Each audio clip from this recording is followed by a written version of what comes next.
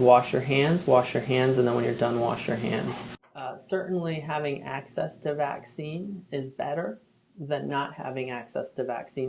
In recent reports released by the Center for Disease Control, they have shown an increase in the number of pertussis cases, especially in the Northeast region, where many of the states have seen a threefold increase in the harmful sickness.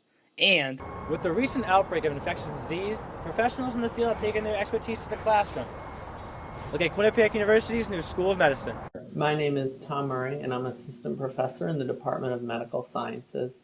And my training is that I'm a pediatric infectious disease physician. Professor Murray believes the reason for the recent outbreak in children can be due to a newer vaccine. The new vaccine, while it works, doesn't work for as long as the old vaccine. So you get what's called waning immunity, which means that kids who haven't been vaccinated for several years might not have quite as much protection as they did under the old vaccine. Murray notes that the outbreak hasn't reached extreme heights at this point, but he thinks parents should still reconsider the way they look at shots.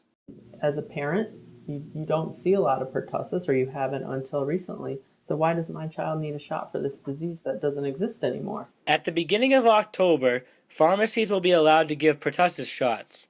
These shots will help protect people from 3 different infections.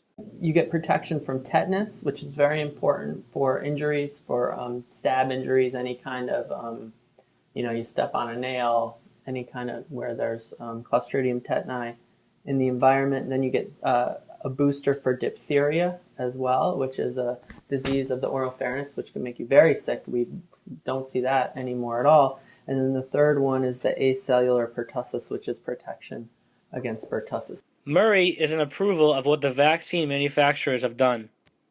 What the vaccine manufacturers have done is, because children get so many shots, whenever it's possible, they've tried to combine protection against different diseases into a single shot. Murray emphasized how whooping cough is an extremely serious disease. Can last for weeks to months even in some cases, and unfortunately the babies can get really, really sick with that whooping cough, and they can't catch their breath and their oxygen levels drop, and that puts them at risk. So some babies do need to be hospitalized. If you are fearful that you may have whooping cough, it is strongly advised that you visit your doctor to make sure of a proper diagnosis.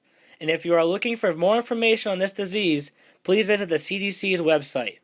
For Quinnipiac University, I'm Neil Ravin.